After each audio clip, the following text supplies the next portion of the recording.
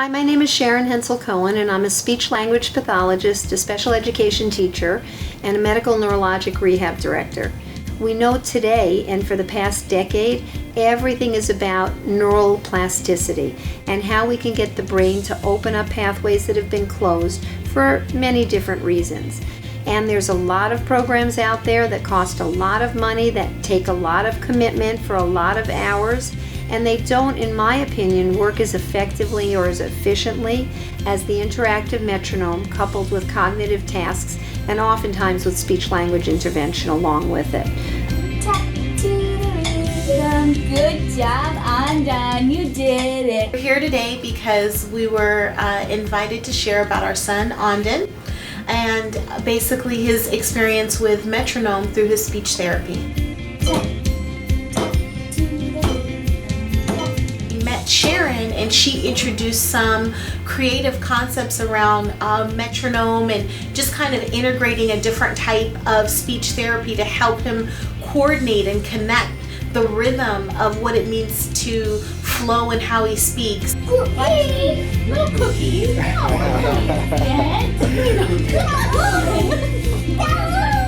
We just realized that now that tool made a difference for him to access his greatest potential of language. It's been probably a little bit over a year that he's been doing it, and there's a lot of other factors too, but he's made, especially language-wise and just the ability to sit down and do work and, learning-wise, everything has just kind of come together.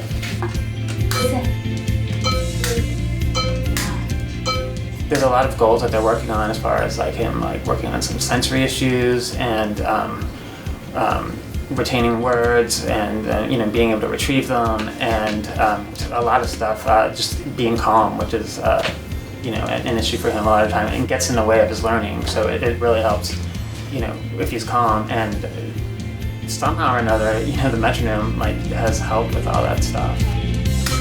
Nice job! Way to go, Benji. Okay, now tap my hands down here. I've always thought of the brain as like a file cabinet where, there's different areas of the brain file different things, and that metronome helps the kids file in a more organized manner.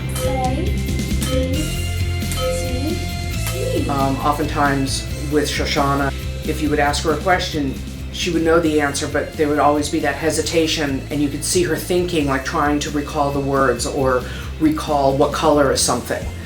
And with the metronome, the organization is there where she can recall things a lot faster. One more time what the word is.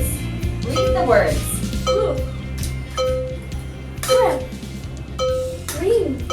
Now the file cards are one after the other instead of just thrown all over, and where she has to look at each one and find them. So there's just been great improvements. We're seeing that the kids are really not only improving in their overall skills, but they even improve in their motor coordination, which is another big thing. Because when your body is very disorganized, you also have a tendency not to be good at gross motor skills, which means sports.